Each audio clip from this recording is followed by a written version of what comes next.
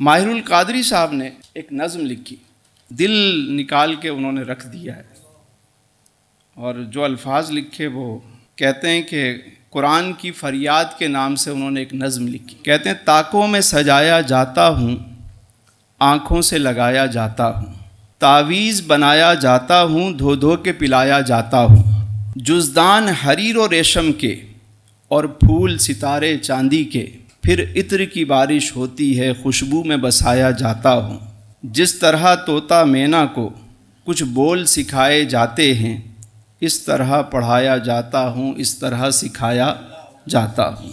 جب قول و قسم لینے کے لیے تکرار کی نوبت آتی ہے، پھر میری ضرورت پڑتی ہے، ہاتھوں میں اٹھایا جاتا ہوں، دل سوز سے خالی رہتے ہیں، آنکھیں ہیں کہ نم ہوتی ہی نہیں، کہنے کو میں ایک ایک جلسے میں پڑھ پڑھ کے سنایا جاتا ہوں، نیکی پہ بدی کا غلبہ ہے، سچائی سے بڑھ کر دھوکا ہے، ایک بار ہنسایا جاتا ہوں، 100 بار رلایا جاتا ہوں۔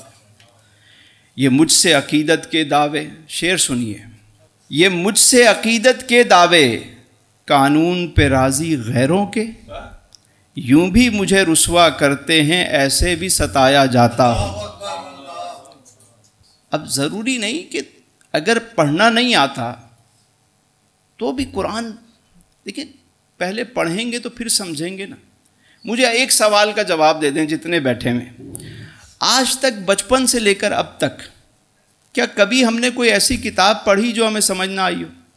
میرا سوال ہے، سب سے ہے، مونٹیسری سے لے لیں، نرسری سے لے لیں، گریجویشن تک کوئی کتاب ایسی پڑھی جو ہمیں سمجھ نہ آئی؟ نہیں آتی تھی، ہم کسی سے پوچھتے تھے، کوئی سیکھتے تھے، سمجھتے تھے۔ ایک واحد کتاب نہ ہم اس کو پڑھتے ہیں اور نہ سمجھنے کی کوشش کرتے۔ کل قرآن نے پوچھ لیا پھر کیا کرو گے؟